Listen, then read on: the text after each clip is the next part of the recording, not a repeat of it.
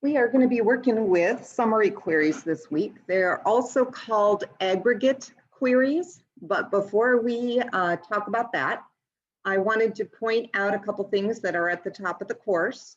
The first one is the test of everyday reasoning with numeracy.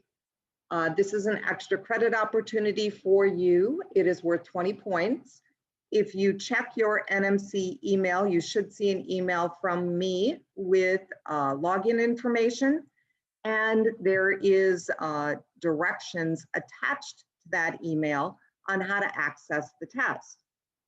For most students, it takes maybe 30 or 45 minutes to complete the test, and it measures critical thinking and quantitative reasoning. You do not have to study for this test. It's a measurement of your knowledge in these areas.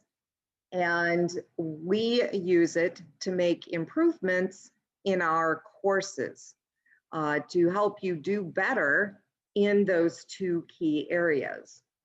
And you will be compared to students from other colleges across the country, so you need to try your hardest. But most students find it quite interesting, and when you're done, when you submit, through the email, you will see your results. So you will see how you did. And once you submit the test, you just come in to the Dropbox, and then you'll add a submission, if it ever lets me into the Dropbox.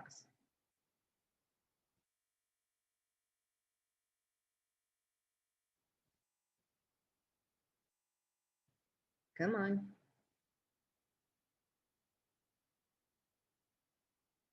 All right. Hopefully you won't have to wait that long. You're going to add a submission, and then you'll enter done and save that. And once I see that, I will pull the results and I will double check to make sure you completed the test, and then I'll give you 20 points. And if you are in more than one of my classes, you need to submit done to all of the Dropboxes because you can get 20 points in every single class that I teach.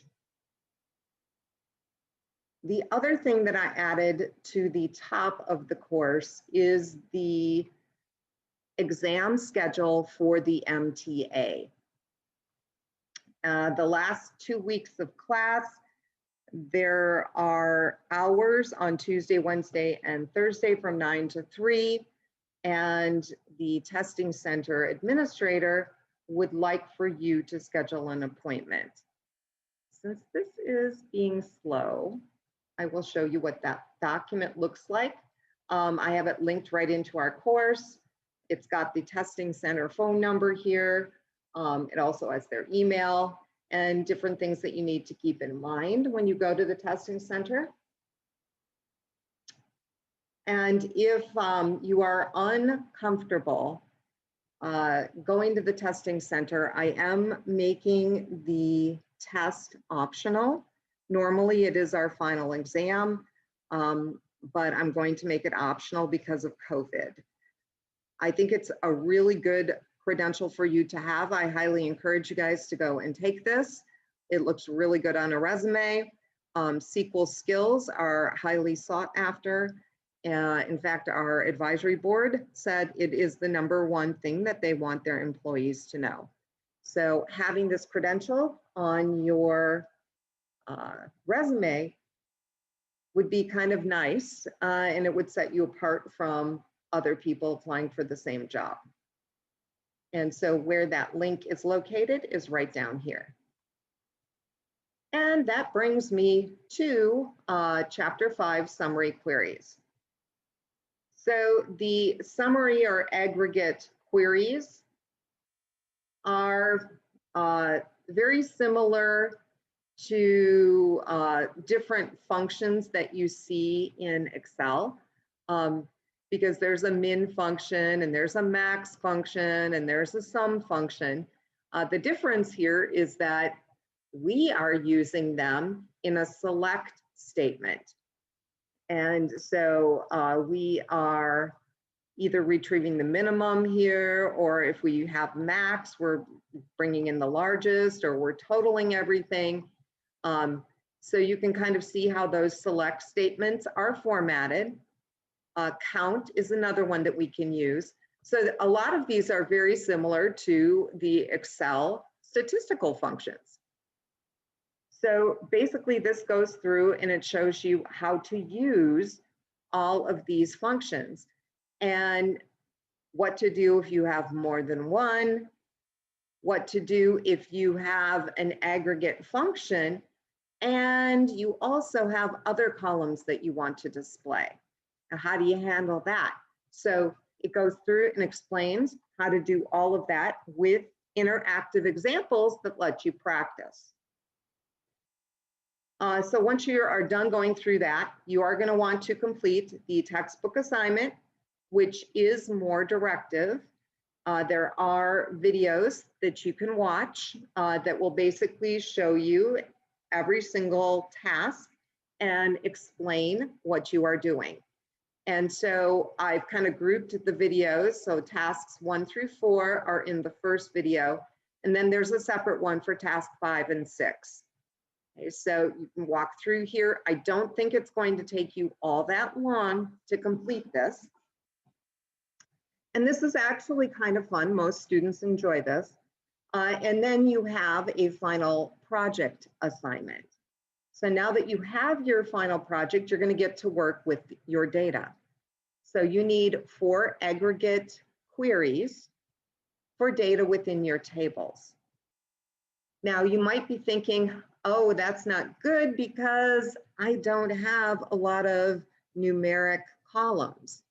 You can use max and min on alphabetic columns. Okay, it just looks at the alphabet if you use max, and it brings back whatever, you know, the highest one in the A's are.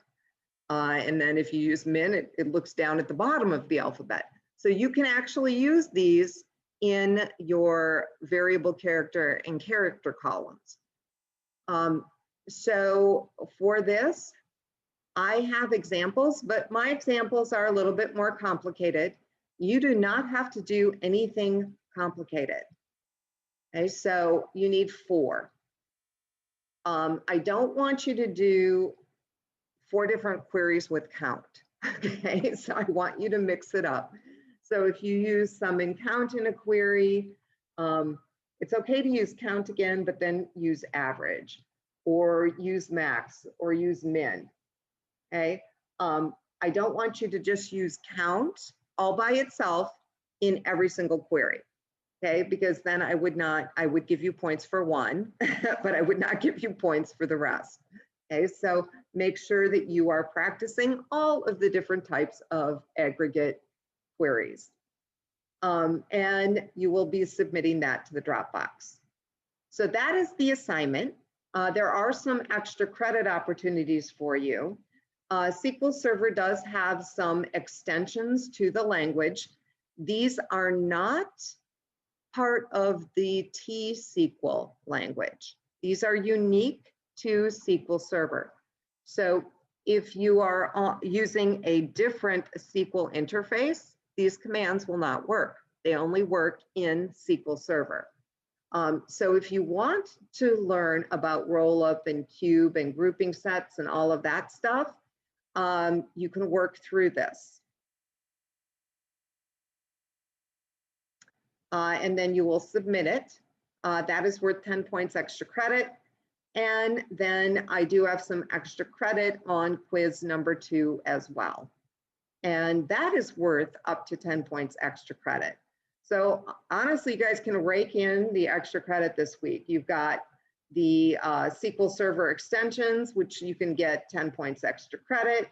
You've got the quiz, which you can get 10 points extra credit. And you've got the test of everyday reasoning, which you can get 20 points extra credit for. So you can just rake in the extra credit and give yourself a nice little cushion for your grade.